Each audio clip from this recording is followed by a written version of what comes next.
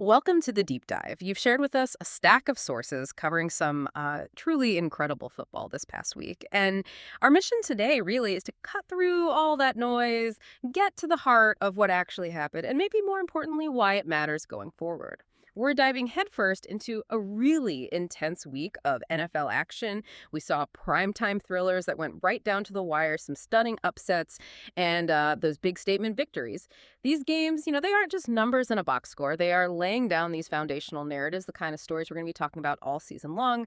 So today, we're focusing on three pivotal stories. The stunning collapse we saw up in Buffalo. Then there's the epic rookie quarterback showdown in Chicago. And finally, a really dominant primetime performance over in Green Bay. Okay, let's unpack this. Yeah, and what's truly fascinating here, I think, beyond just the scores, is how quickly these narratives can shift, sometimes within a single game, right? And what those shifts really reveal about a team's, let's say, core identity. We're not just looking at outcomes here. We're trying to analyze these stories, resilience, emerging talent, maybe some crucial lessons that teams are either learning or, frankly, struggling with. For you, the listener, understanding this means seeing beyond just the surface level stuff. It's about grasping not just what happened, but why it happened that way. And, what larger patterns might be starting to emerge across the league already. Absolutely. So let's kick things off with what was, arguably the Sunday night thriller of the week, Buffalo Bills getting that win over the Baltimore Ravens 41-40. This felt like an offensive masterpiece that kind of surprisingly turned into a defensive story in the end, just not in the way anyone expected. For almost 4 quarters, the Baltimore Ravens offense looked, well, unstoppable. Lamar Jackson was brilliant, playing with a nearly perfect passer rating at times. And their new running back, Derrick Henry, he was just an absolute force, gashing the Bills' defense, big gains, 2 pretty impressive touchdowns. Right, he looked like vintage Derrick Henry. Exactly. The Ravens' offense was averaging, get this, an astounding 8.6 yards per play, just marching up and down the field. They scored on 7 of their first 8 possessions. That's just... wow. Incredible efficiency. Yeah, and with that 40-25 lead, under 8 minutes left, everyone watching, myself included, thought, okay, this game's over. Completely done. It really, really illustrates that old NFL cliche, doesn't it? No lead is safe. But this was such a specific, and I imagine for Ravens fans, a very painful example. The pivot point, that exact moment, the whole game just shifted. It wasn't like a strategic timeout or some genius adjustment. It was when the Bills' defense, which honestly had been a glaring weak point all night long. Yeah, they were getting run over. They were. And then, suddenly they found a spark. That clutch forced fumble by Ed Oliver on Derrick Henry, deep in Ravens territory. That completely changed the energy. It gave Buffalo just that sliver of hope, a chance that, honestly, against all odds, they grabbed with both hands. And did they ever seize it? That's when Josh Allen just stepped up. Pure heroics. It was a comeback for the ages, truly. The sources confirm he threw for a just staggering 251 yards in the 4th quarter alone. Yeah. When I saw that stat, it just screamed historic to me. From your perspective, what makes a performance like that truly historic, especially in such a high-stakes situation? Well, that's a great question because, the raw numbers are incredible, obviously. 251 yards in 1 quarter is nuts. But it's the context, right? It's not just completing passes. It's doing it under immense pressure, game on the line against a good team, and crucially, without turning the ball over. Right. No mistakes when it mattered most. Exactly. Allen wasn't just chucking it for yards. He was making critical decisions, extending plays with his legs sometimes, and just elevating his entire team. In a situation where, let's be honest, most quarterbacks would probably crack under that pressure, it speaks to this rare mental toughness and an ability to execute at that truly elite level when everything is on the line. And he spread the ball around too, right? Like 5 different guys with at least 4 catches. Yeah, that shows he's not just a gunslinger relying on one guy. He's reading the field, taking what the defense gives him, a true field general in that quarter. And, okay, so this brings us to the lasting takeaway for both teams, I think.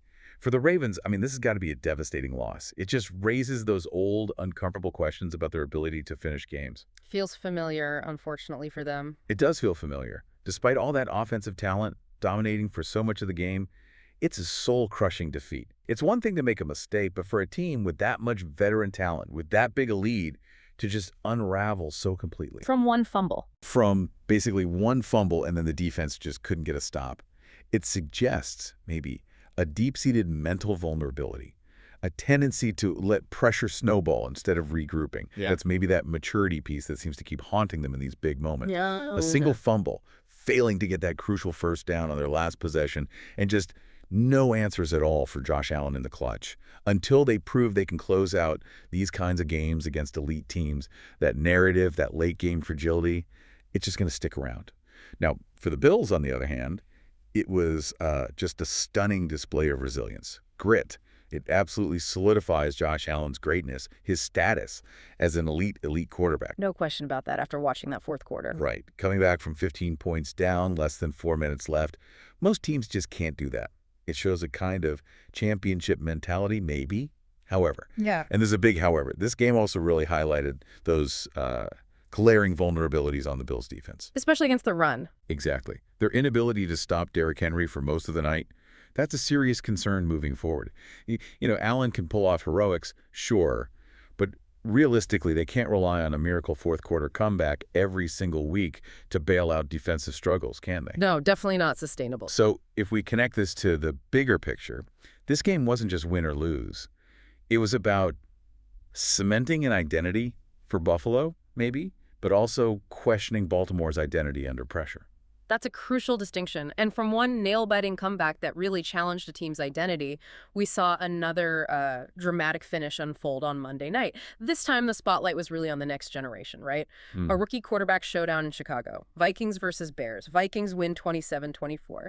Caleb Williams, the #1 overall pick, he started strong for the Bears, led them to a 17-6 lead. Looked good early. He did. Showed flashes of brilliance, completed his first 10 passes, I think, and was even leading the team in rushing yards for a bit. And the Chicago defense, even though they were missing some key guys, they were impressive for the first 3 quarters, forcing 3 and outs, holding the Vikings to, just 80 total yards. It really looked like they had this one locked up tight. But as we just talked about, games can turn on a dime in this league, and this one absolutely did in that fourth quarter. The Vikings' rookie quarterback, J.J. McCarthy, who, let's be fair, had struggled for a lot of the game. Yeah, it wasn't looking great for him early on. Not at all. But he found his rhythm just at the perfect time. Threw for 2 touchdowns, ran for another one, showed really remarkable late-game poise for a rookie. And what's historic here, the stat that really jumps out, is McCarthy became only the second rookie QB in the last 45 years to overcome a double-digit fourth-quarter deficit and win. Wow, 45 years. That's saying something. That's a stat that definitely makes you sit up and take notice. Yeah, McCarthy's late-game poise, it definitely hinted at that it's factor, like you said. But I wonder, in a game where the opponent, the Bears, also struggled so much with penalties and their own late-game execution, how much of his success was his talent versus just capitalizing on their mistakes? What's the clearer signal for his long-term potential there, do you think? That is a very insightful question, because it's rarely, black and white in these situations. And while the Bears certainly helped their own downfall with those penalties. 12 of them, right, for a ton of yards. Yeah, 12 for 127 yards, just brutal drive-killing mistakes.